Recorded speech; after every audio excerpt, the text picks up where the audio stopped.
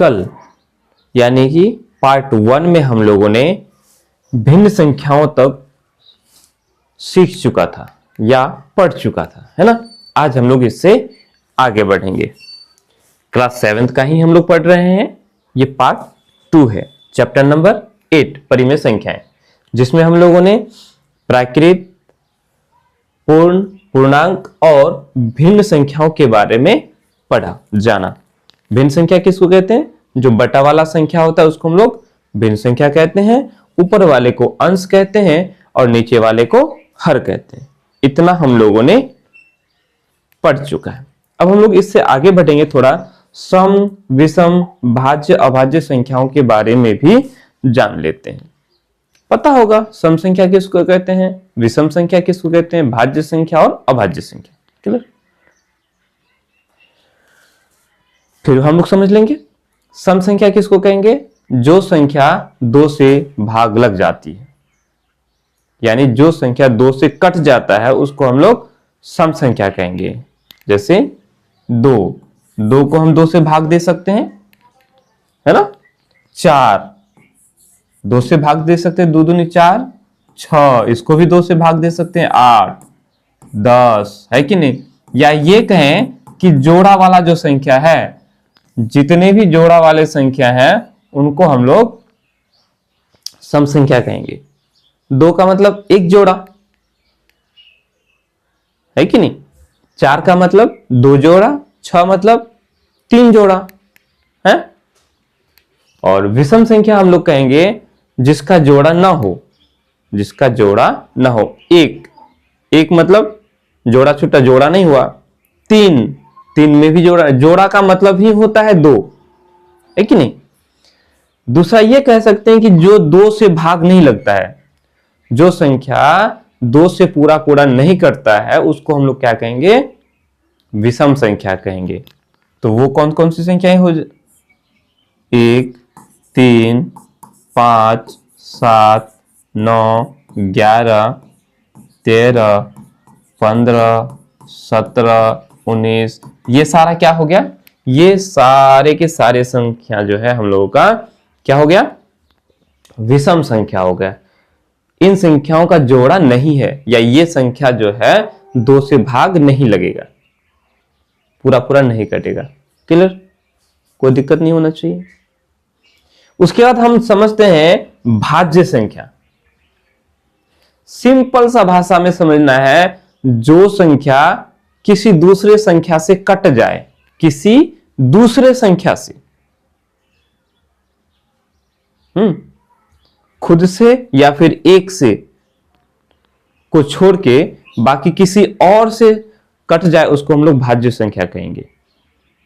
देखो, अगर आप कहोगे, आप 1 से गिनती करते जाओ, 1, 2, 3, 4, 5, 6, 7, 8, 9, 10, 11, 12, 13, 14, 15, 16, 17, इतना हम संख्या को ले लिया।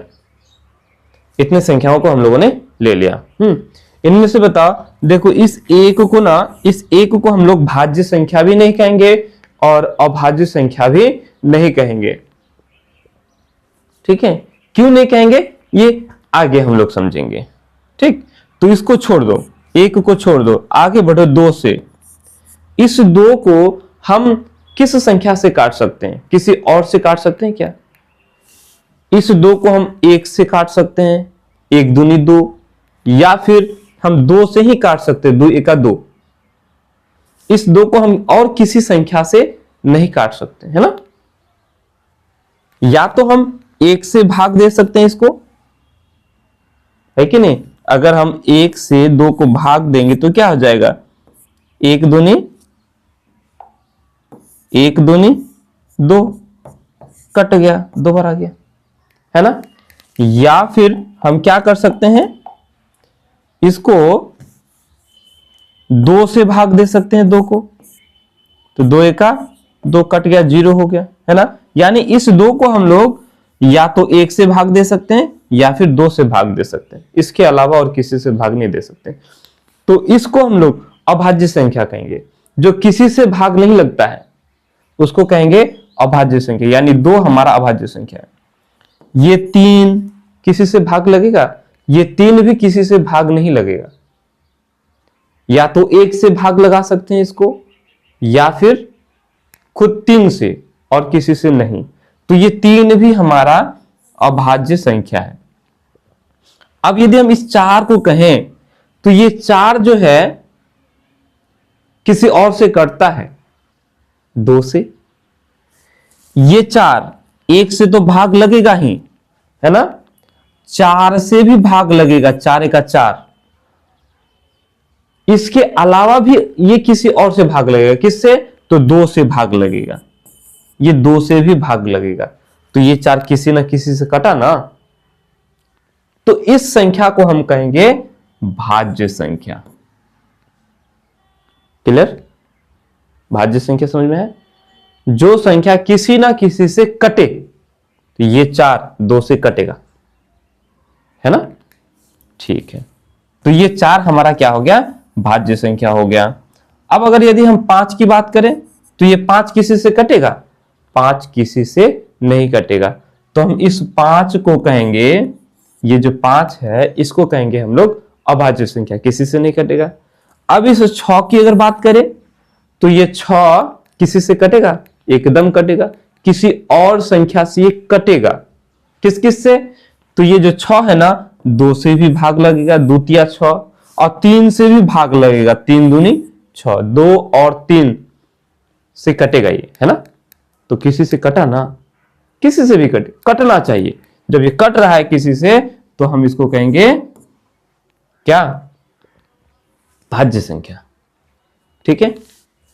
अगर 7 की बात करें तो ये 7 किसी से भाग लगेगा नहीं, केवल 1 से भाग लग सकता है या फिर खुद 7 से भाग लग सकता है। तो ये हमारा अभाज्य संख्या हो जाएगा। ये 7 क्या हो जाएगा, ये हमारा अभाज्य संख्या है। 8 की बात कर लो, ये 8 हमारा किसी ना किसी से भाग लगेगा, किस किस से, ये 2 से भी भाग लगेगा, 2 चौका 8, ये 4 से भी भाग लग जाएगा, 4 दूनी 8।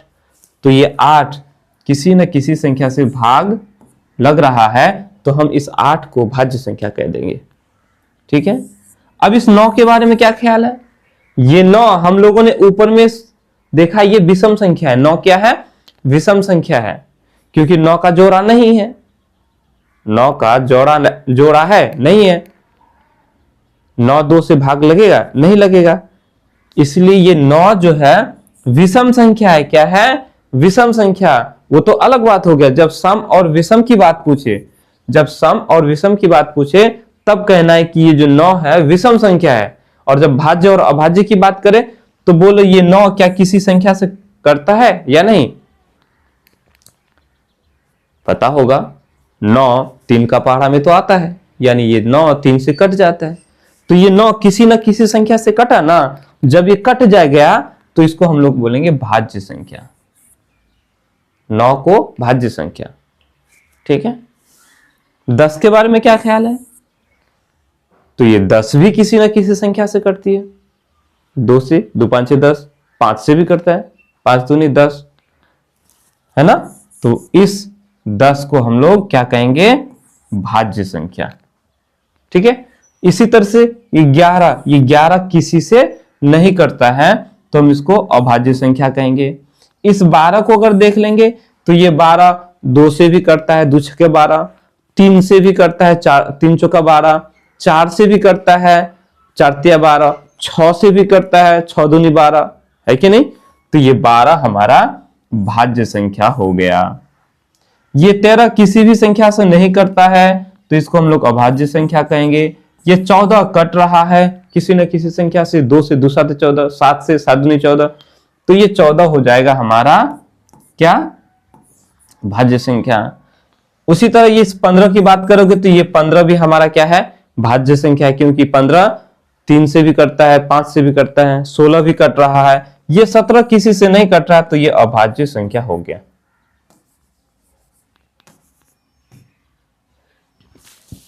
तो बोलो, इस तरह से हम लोगों ने भाज्य, अभाज्य, सम, विषम संख्याओं के बारे में सीख लिया। सम संख्या जो 2 से कट जाए उसको सम संख्या कहेंगे, विषम संख्या, जो संख्या 2 से नहीं कटेगा उसको विषम संख्या कहेंगे। भाज्य संख्या, जो किसी दूसरे संख्या से कट जाए, किसी न किसी संख्या से कट जाए, उसको हम लोग भाज्य संख्या कहेंगे, सिंपल भाषा में, है कि नहीं। और जो संख्या किसी से भी नहीं कटेगा, जो संख्या कटेगा ही नहीं किसी से, उसको हम लोग क्या कहेंगे, अभाज्य संख्या कहेंगे। क्लियर? चलो, अगर इतना समझ में आ गया है तो अब यदि मैं आपसे पूछूं कि बताओ जी, ये जो 29 है ये क्या है, आपको बताना है ये कौन सी संख्या है। क्या ये सम संख्या है? बताओ। या फिर विषम संख्या है? सम है या विषम है, क्या कहोगे? तो देखेंगे ये जो 29 है ये 2 से नहीं कटेगा, कटेगा? नहीं कटेगा। तो जब ये 2 से नहीं कटेगा तो इसको हम लोग सम संख्या नहीं कहेंगे, क्या कहेंगे, विषम संख्या कहेंगे। अब बात आती है, यदि पूछे कि भाज्य संख्या है कि अभाज्य संख्या है, तो हम देखेंगे कि ये जो 29 है किसी से नहीं कटता है। किसी का पहाड़ा में 29 आता है? नहीं। तो ये 29 हमारा अभाज्य संख्या होगा। क्या होगा? अभाज्य संख्या। क्लियर हुआ? चलो बढ़ते हैं आगे। हम लोगों ने बेसिक चीजें हम लोगों ने सीख लिया, और यहां जो मुख्य रूप से हमें पढ़ना है वो परिमेय संख्याओं के बारे में पढ़ना है। तो चलो, परिमेय संख्या किसको कहते हैं, यहां आपके सामने में लिख दिया हूं। पहले ही बताएं, जो भिन्न संख्या होती है उन्हें ही हम लोग परिमेय संख्या कहेंगे, बटा वाले संख्याओं को। यहां लिखा है कि p बटा q के रूप, है ना, p बटा q के रूप के संख्याओं को हम लोग क्या कहेंगे, परिमेय संख्या कहेंगे। और ये p और q क्या है, तो ये दोनों ही जो है पूर्णांक है। दोनों क्या है? पूर्णांक है। पूर्णांक हम लोगों ने समझा, पूर्णांक किसको कहते हैं, प्राकृत संख्या, पूर्ण संख्या और घटा वाले संख्या, इन सब को मिला करके क्या कहते हैं, पूर्णांक संख्या कहते हैं। अगर आपसे पूछा जाए, बोलो जी घटा 4 ये क्या है, क्या कहोगे, पूर्णांक है। ये 5 क्या है, पूर्णांक है? नहीं है। क्या है? पूर्णांक है। जितने भी संख्या है ये सारी की सारी क्या है, पूर्णांक है। अब तक जो हम लोगों ने पढ़ा। चलो अब आते हैं, तो हम कोई संख्या लेते हैं, कोई भी बटा वाला, जैसे 5/7 ले लिया, 5/7 ले लिया, तो ये ऊपर वाला हमारा ये p हो गया और नीचे वाला q हो गया। यानी ये 5/7 ये हमारा p बटा q, और ये दोनों ही क्या है, पूर्णांक है। 5 भी पूर्णांक और 7 भी पूर्णांक है ना, दोनों ही हम लोगों का पूर्णांक है। और एक और कंडीशन दिया है कि ये जो q है ना, 0 नहीं होना चाहिए, नीचे में 0 नहीं होना चाहिए। अब ऐसा नहीं होना चाहिए 4/0, ऐसा नहीं, ये संख्या नहीं होगा। ठीक है, इसके बारे में हम लोग आगे समझेंगे। तो ये हमारा परिमेय संख्या, ये क्या है, परिमेय संख्या है। कोई दिक्कत? अगर आपसे पूछे घटा 2/9, बोलो ये परिमेय संख्या है कि नहीं, पट्टा वाला है ना, तो ऊपर वाला p, ये घटा 2 p हो गया और ये 9 q हो गया, दोनों ही पूर्णांक है। घटा 2 भी पूर्णांक, 9 भी पूर्णांक, तो इसको हम लोग कहेंगे परिमेय संख्या। क्लियर? कोई दिक्कत? चलो, अब यदि आपसे पूछा जाए कि बताओ जी 1/3, अब बताओ ये परिमेय संख्या है कि नहीं, समझ में तो आ गया होगा। क्या बोलेंगे, ये भी हमारा परिमेय संख्या है। क्यों परिमेय संख्या है, बटा वाला है ना, और बटा वाला है, फिर क्या कहेंगे, ये जो 1 है, ये 1 हमारा क्या है, पूर्णांक है। घटा 3 क्या है, पूर्णांक है, ये भी पूर्णांक है, तो इसको हम लोग कहेंगे परिमेय संख्या।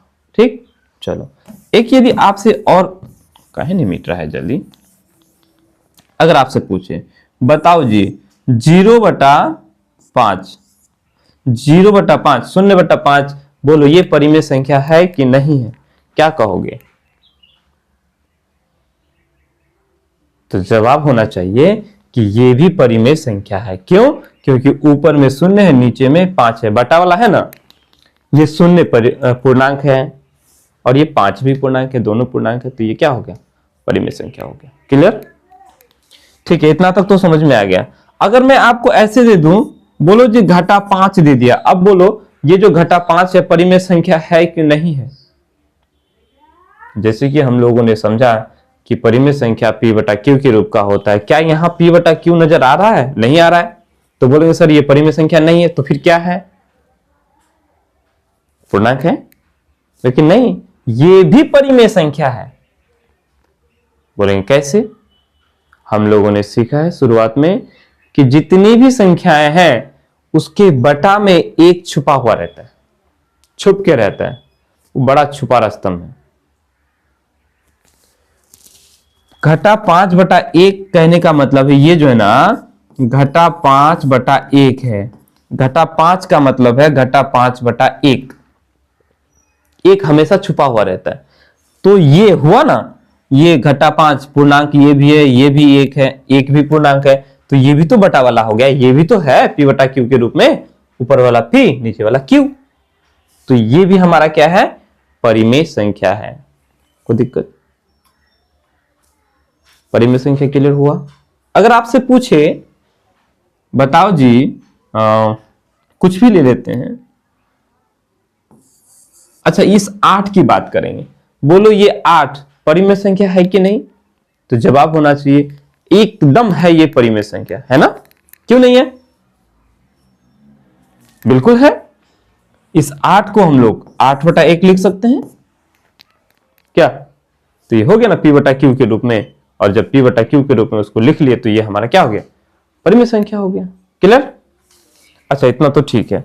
आप बताओ ये शून्य परिमेय संख्या है कि नहीं? अगर समझ में आ गया तो आप ये भी कहोगे कि हाँ सर ये भी परिमेय संख्या है। क्यों?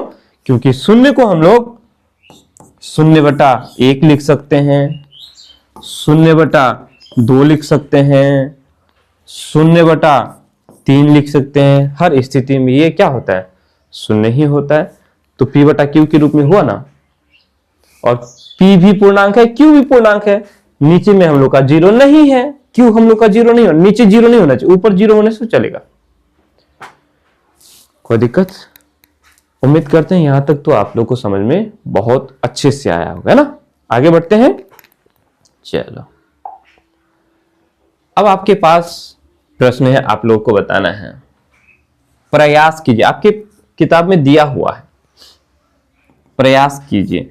क्या संख्या घटा 2/3 घटा 2/3 परिमेय संख्या है? इसके बारे में सोचिए। ये परिमेय संख्या है कि नहीं है? बताओ। वैसे आप तो सोच करके बता दोगे, यदि आपके क्वेश्चन में आ जाए तब क्या करोगे? ऐसे सोच करके बताने से तो उसको लिखना ना पड़ेगा, तब आप उसको क्या करोगे? उसको वहां लिख देना है। लिखोगे जैसे 1 नंबर का है ना, 1 नंबर का लिखोगे, बोलोगे घटा 2/3 है ना, परिमेय संख्या है ना, है कि नहीं? एकदम परिमेय संख्या है। बोलेंगे घटा 1/2, घटा 2/3 एक परिमेय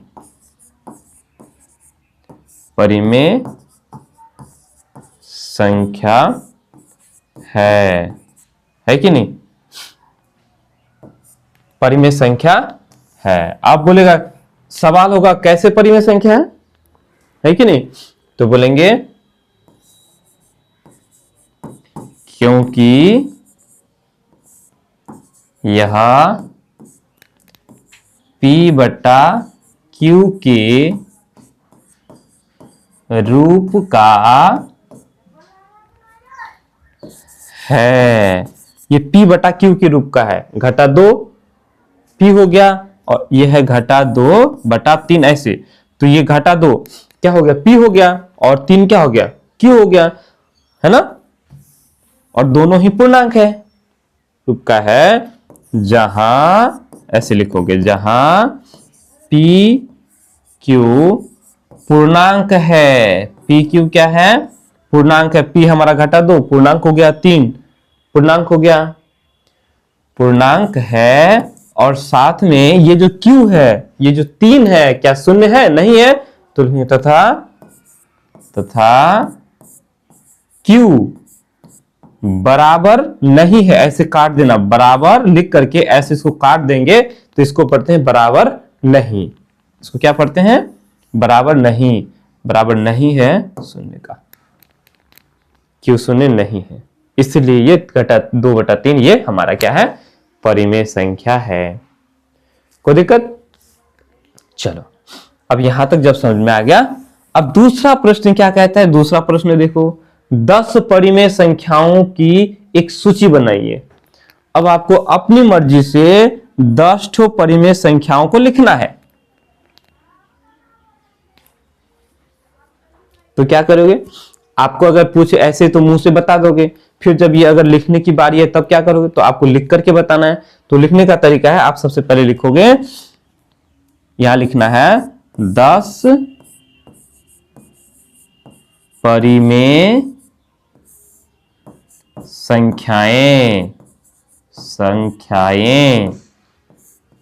आप ऐसे आप बूंदा लगा दो, 2 बूंदा, हाँ, उसके बाद 10 ठो आप लिख लो। अब 10 ठो आप कुछ भी आप लिख सकते हो, ये सबके मन में अलग अलग बातें होंगी, है कि नहीं? इसमें सबका आंसर एक जैसे नहीं होंगे। आपके मन में कुछ और चलता होगा, मेरे मन में कुछ और चलता है, क्योंकि अनेकों अनंत परिमेय संख्या है, इतनी परिमेय संख्या है कि हम बता ही नहीं सकते, है कि नहीं? तो चलो हम अपनी मर्जी से, आप भी अपनी मर्जी से लिख लेना। जैसे मैं लिखता हूं 1/5, है ना, घटा 2/7, 9/4, 2/3, कितना हो गया? 1 2 3 4, 10 ठो लिखना है ऐसे। 7/3, 8/5, 6/5, घटा 3/2, 7/9, कितना हो गया? 1 2 3 4 5 6 7 8 9, एक ठो और लिख लेना, एक ठो और, क्या दिक्कत है? ऐसे सेम सेम में आपकी मर्जी, जो चाहे लिखना चाहो लिखो, लेकिन वो परिमेय संख्या होना चाहिए 10 ठो। तो हमने इस तरह से बना दिया। क्लियर? कोई दिक्कत? चलो आगे बढ़ते हैं। फिर से आपके पास प्रश्न आ गया, फिर से प्रयास कीजिए। ऐसी 5 परिमेय संख्याएं लिखिए जिनमें से प्रत्येक का आपको जो है ना 5 ठो करके परिमेय संख्या लिखना है। ABCD, A नंबर के लिए 5 ठो परिमेय संख्या लिखना है, B नंबर के लिए भी 5 ठो परिमेय संख्या लिखना है, C नंबर के लिए भी 5 ठो परिमेय संख्या लिखना है, और D नंबर के लिए भी 5 ठो परिमेय संख्या लिखना है। ओके, कोई दिक्कत?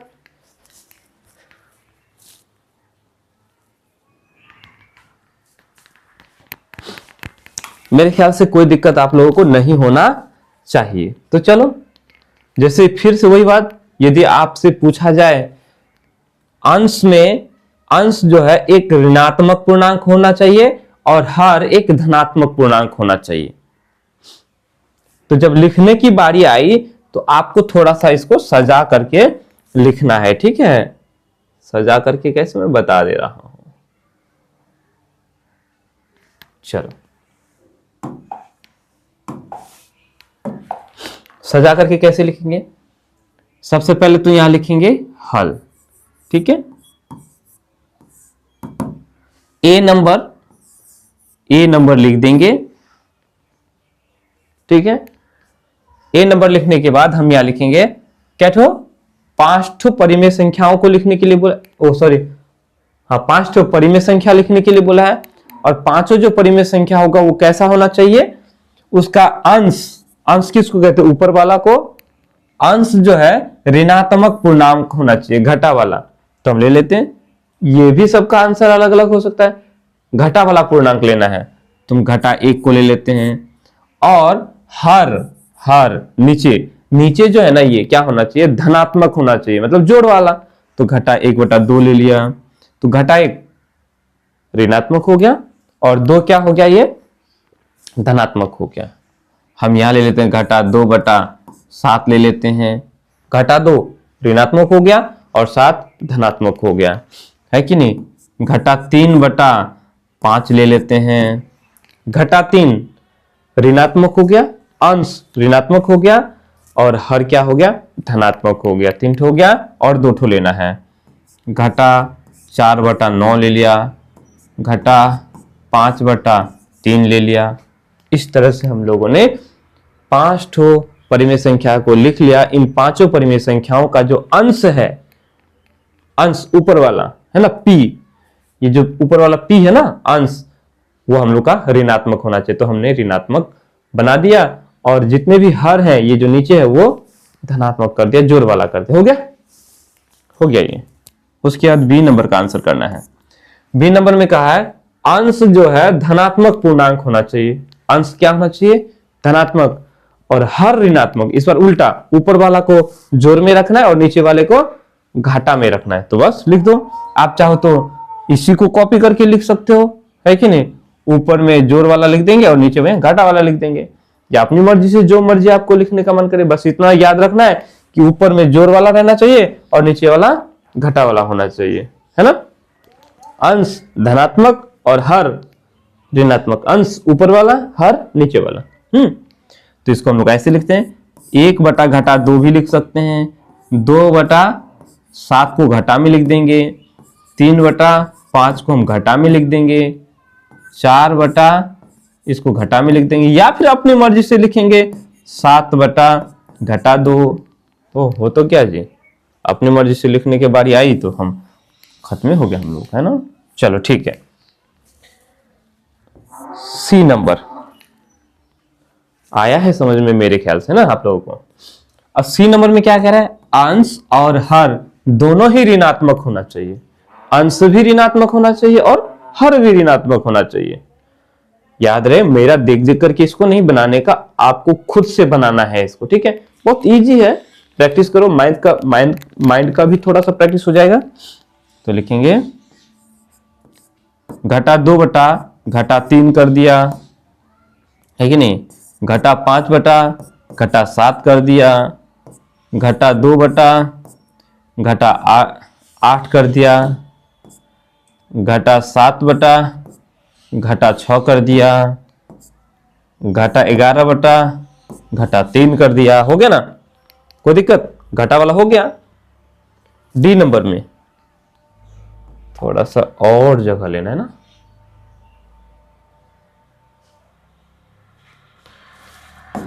अब हमें डी नंबर में बनाना है। तो डी नंबर के लिए देखेंगे, अंश और हर दोनों धनात्मक होना चाहिए, दोनों जोड़ वाला होना चाहिए, अंश भी जोड़ और हर भी जोड़। तो घाटा नहीं लगाना है इसमें, है कि नहीं। जैसे 5/2, 3/8, 7/9, 11/13, है कि नहीं, 15/17। तो इन संख्याओं में, इन भिन्न संख्याओं में या कई इन परिमेय संख्याओं में हम देखेंगे अंश भी धनात्मक है और हर भी धनात्मक है। क्लियर। उम्मीद करते हैं कि ये सारे समझ में आपको आया होगा। चाहो तो आप उतार लो या फिर इसको जो है आप खुद से प्रैक्टिस करना। ओके, कोई दिक्कत। चलो ठीक है। परिमेय संख्याएं, समतुल्य परिमेय संख्याओं के बारे में हम लोग नेक्स्ट पार्ट में पढ़ेंगे। ठीक है, उतार लो इसको।